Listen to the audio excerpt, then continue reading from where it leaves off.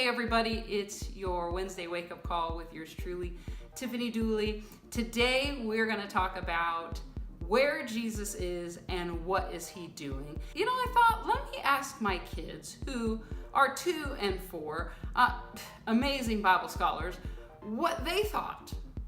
And so this is what they said. Kylie, you're a Bible scholar, so tell me, where is Jesus right now? Where is that? Where are you pointing? The sky.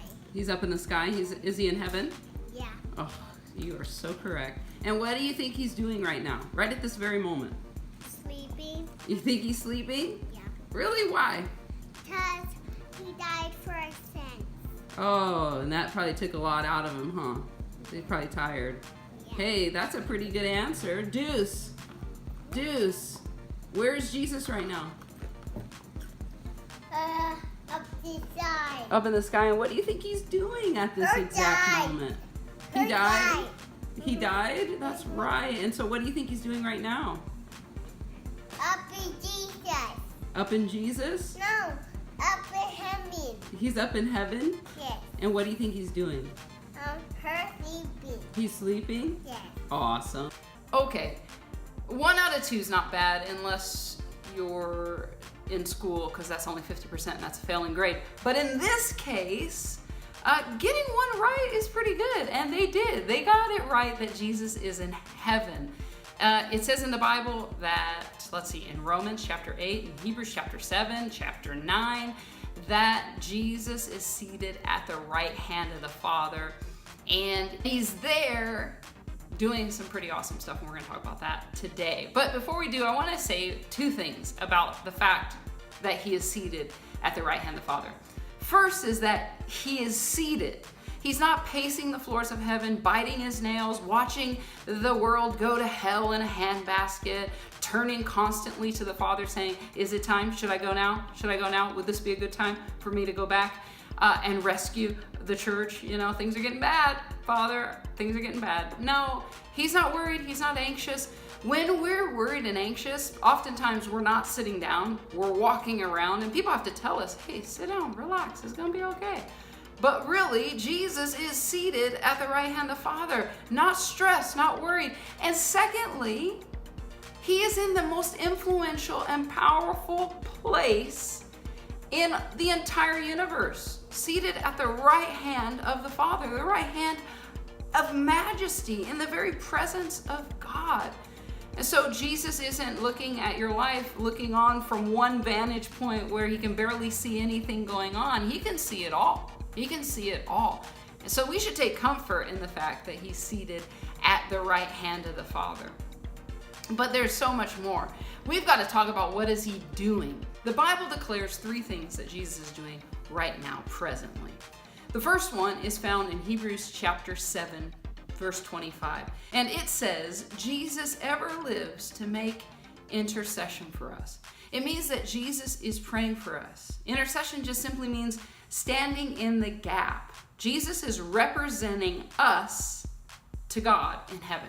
He's the one who's praying on our behalf. And if you're wondering, well, what is he praying? What's he asking for? Well, in John chapter 17, Jesus prays for his disciples, and I think he's probably praying something pretty similar for us even right now. In John chapter 17, Jesus prays for 4 specific things. The first one is that God would keep, or the word means guard, protect them from the attacks of the enemy, from the corruption of the world, and from the sin that dwells in their own life.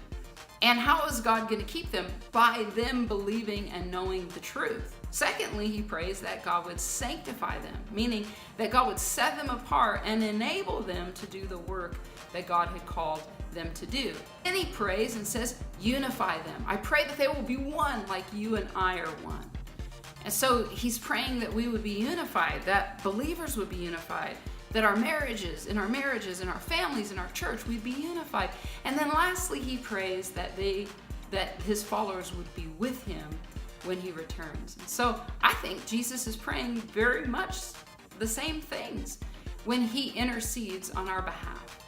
know this, that whether you feel like you have a personal intercessor or not, some people say, oh, my grandma used to pray for me, or I know I have a praying mama, or whatever you might feel like you have a praying Savior. You have a praying Messiah. Jesus Christ ever lives to intercede for you, to represent you in heaven, to talk to God about you. Secondly, Jesus is our advocate. In 1 John chapter 2, it says that if we sin, we have an advocate. We have a mediator between us and God. That is Jesus Christ. When we blow it, whether it's big or small, when we sin, when we make mistakes, Jesus is there in heaven defending us. He's putting up his nail-scarred hands and he's saying, yeah, all that's true, but I already paid for that. And they're righteous because they believe in me. Aren't you happy that you serve a Savior who's still actively involved in your life? And thirdly, it says that he is there preparing a place for us. In John chapter 14, Jesus tells his disciples this very thing because they were freaking out. They didn't want him to leave. And he says, and I'm going to prepare a place for you. And if I go to prepare a place for you, then I'm going to come back for you. I mean, can you imagine what that must be like? Jesus preparing a place for you? I mean, is he walking through heaven going, oh, Tiffany would love that spot? Is he, once the room is built, is he decorating it? Am I gonna go to heaven and walk into my mansion, go, oh my gosh, I love this place. How did you know? Those are my favorite colors. I always wanted a couch like that. You'll be like, because I'm Jesus, girl. I don't know what it's like for him to be preparing a place. I don't know what that means. I can't wait to find out. But one thing it does do for my heart is it just reminds me that he's anticipating my arrival. He's excited. He's getting things ready for me to be with him for eternity. Jesus isn't taking a nap. He's not laying down asleep in your life while you're just living and relying on what he did and what he will do. No, he's actively involved right now. He's praying for you. He's standing in the gap for you. He's defending you. And he is preparing a place for you. So let this serve as a wake-up call and allow it to take your worship and your trust and your faith in Jesus to a whole new level. That our life is not based on a Savior who did some things and who will do some things.